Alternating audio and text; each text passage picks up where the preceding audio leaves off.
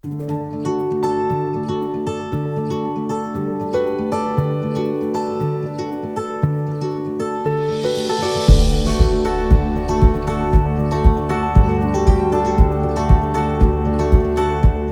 tegelikult täiesti õhku visatud üks unistus eelmise aasta jõulude ajal ja korraks lihtsalt ka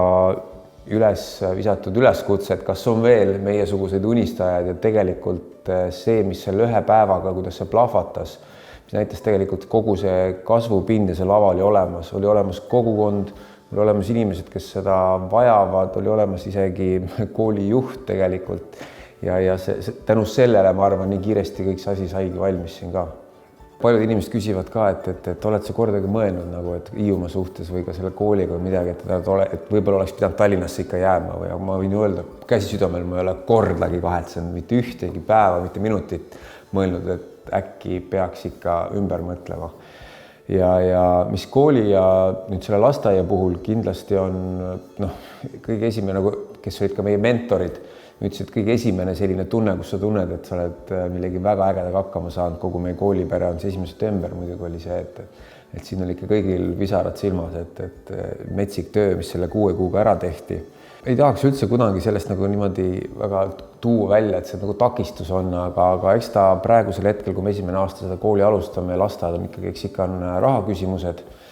et eks me nüüd loodamegi praegu on õhus sellised vallapoolsed mõned toetused, mida on ka räägitud ja mida ma ootan, et ma loodan, et vald paneb oma õla natukene rohkem ka sellele meie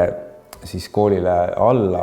ja teine asi võib-olla on, mis võib-olla natuke valesti aru saadud ka see, et me kindlasti ei ole siin Hiiumaal seda kooli loomas sellepärast konkureerida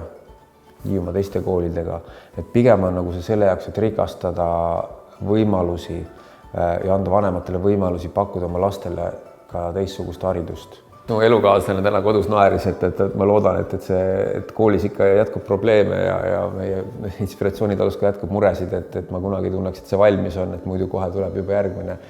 samm, aga eks need mõtted on ikka seda, kuidas seda kogukonda ja kogu seda olemist ja elamist tegelikult siin natukene isegi, ma ei tahaks öelda suuruselt kasvatada, aga pigem nagu et teha valmis see põhi, et inimene, kes tunneb seda tõmmet ja kes tahab siia tulla, ta näeb, et siin on olemas tegelikult need võimalused.